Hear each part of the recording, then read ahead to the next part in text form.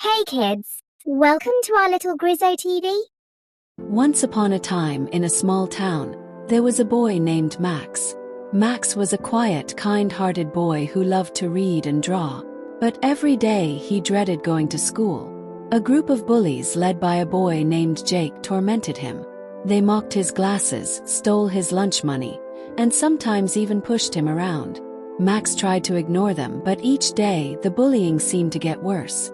One particularly bad day, Max was sitting alone on a bench after school, nursing a fresh bruise on his arm. Tears blurred his vision as he wondered why he was always the target. Just then, an older man sat down beside him.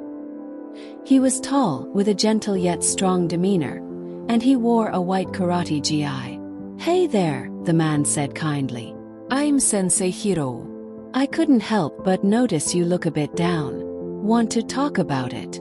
Max hesitated, but something about Sensei Hiro's calm presence made him open up.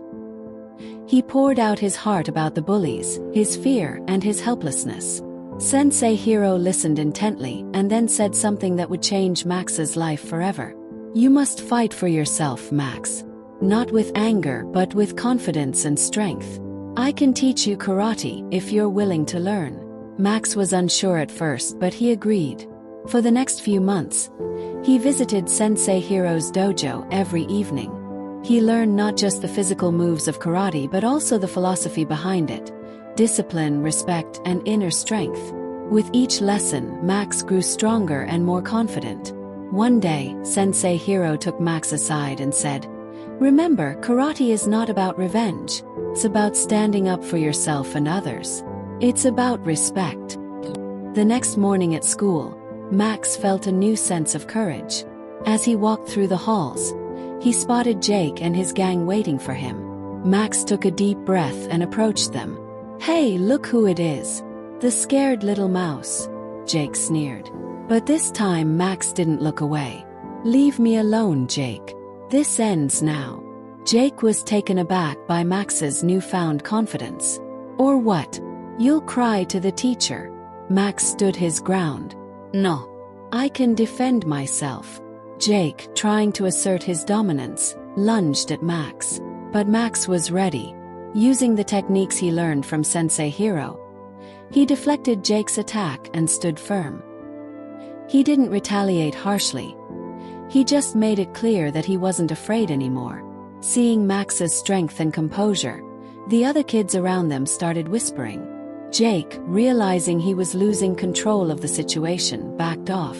"This isn't over," Jake muttered, but there was uncertainty in his voice. Max didn't need to say anything more. His actions had spoken for him. Word quickly spread through the school about Max standing up to Jake. The bullies left him alone from that day forward. Instead of avoiding him, other students began to approach Max, curious about his transformation. They wanted to be his friend, to learn from his courage. Max shared his story and even introduced some of them to Sensei Hiro's dojo. He became a symbol of strength and kindness. Years later, Max looked back on those difficult times with a sense of pride.